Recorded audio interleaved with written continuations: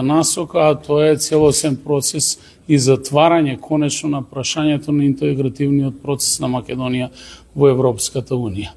Повелете дали имате прашање. Што говорат досега впечатоците, резултатите, импресиите, односно анализите за поддршката на ЗНАМ во овој активен период на партијата? Значи, еве веќе ова е втор циклус на посети, денеска сме во Штип, утре сме во Битола, веќе организиравме во Скопје и во Куманово, задоволни сме од посетеноста, салите се преполни, разговараме многу отворено со граѓаните, сакаме да ги разбиеме сите оние стереотипи кои што се пласираат во јавноста, каде што во Македонија во континуитет гледаме дека сите истражувања на јавното мислење се користат за креирање на јавното мислење, а не за сондирање на јавното мислење.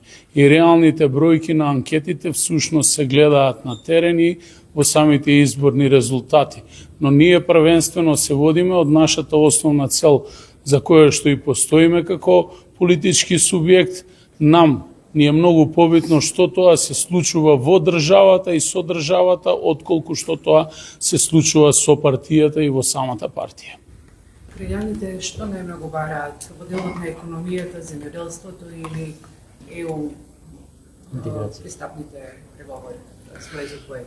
Значи, сите граѓани на Македонија сакаат да ја видат Македонија еден ден полноправна членка на Европската Унија, но при тоа напоменуваат дека Македонија треба да остане тоа што е, со сопствен јазик, идентитет, културолошки континуитет, и ние по рамките на Европска Унија треба да се промениме и да ги додадеме европските вредности, но не треба да избегаме од сопствената генеза. Инаку барањата на граѓаните се јасни, а тоа е владење на право, правна држава, соодветен развој во економијата, економија достапна за сите граѓани, деполитизација или департизација на државната и јавната администрација, процес кој што интензивно знам во моментов го води во државата преку својот ресорен министар, и секако многу битен елемент и од сега и во иднина, а тоа е земјоделието, кое што знам го побара како сектор, се со цел да биде теренски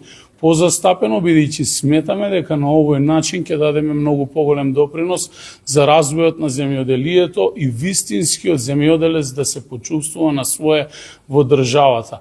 Многу политики кои што до сега се генерирани оставија своји корени, кои што направи одреден застој во овој сегмент, и сметам дека со интензивна работа и со дополнително појачување на кадровските капацитети во ова ресорно министерство, можеби ќе успееме сите заедно во рамки на коалицијата со ВМРО ДПМН да ги продлабочиме вредностите на земјоделецот и да му дадеме поголеми шанси за успех.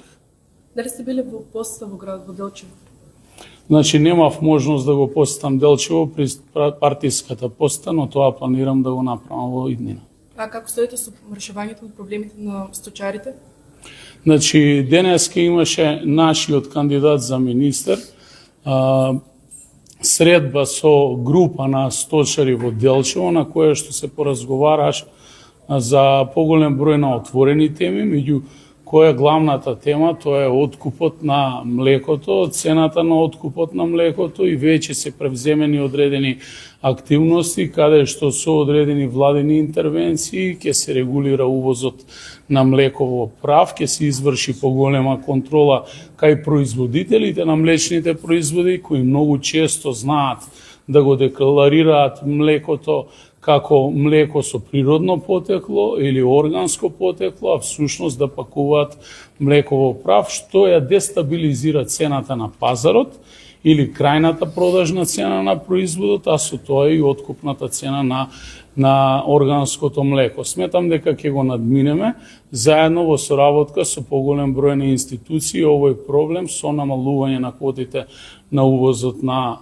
млечните производи или конкретно млекото во прав, а мислам дека самата средба на која што присуствувал и мојот колега градоначалник на Делчево е оценета од страна на сточарите како позитивна. Дали ќе се реши проблемот со изборниот законник, тоа дали сметате дека ќе се донесе до 15 јули како што не беше даден рок? Многу подобро е да донесете нешто, отколку да не донесете ништо. За нас, како знам, воопшто не е спорно гласањето на нашите граѓани кои што живеат или работат привремено во странство, бидејќи тоа право им е дадено со устав и им е загарантирано, само треба да се изнајде формата и начинот како тие да го остварат тоа право. Зборувам за учество на парламентарни и председателски избори, додека во делот за гласањето на локални избори, тие се резиденти на други општини, во други држави, во дел од нив и имаат право да гласаат, така да не даваме согласност за таква мерка. Што се однесува до предлогот за една изборна единица, знам како мал и нов политички субјект апсолутно го поддржува тој предлог и доколку е прифатлив и за останатите политички субјекти во Македонија, секако дека истиот таков предлог ќе го поддржиме и ние. Чекаме ли за изборниот законник или? Значи, јас не можам однапред ништо да кажам, бидејќи самиот процес не зависи само од знам, зависи од сите политички чинители. Изненаден сум што оние што многу често се повикува за потреба на измена на самиот закон, денеска многу повеќе ги гледаме по најлуксузните летувалишта во регионот, каде што испраќаат од јахти и други луксузни локации политички пораки дека не се согласуваат со истиот и го блокираат самиот процес. Hvala.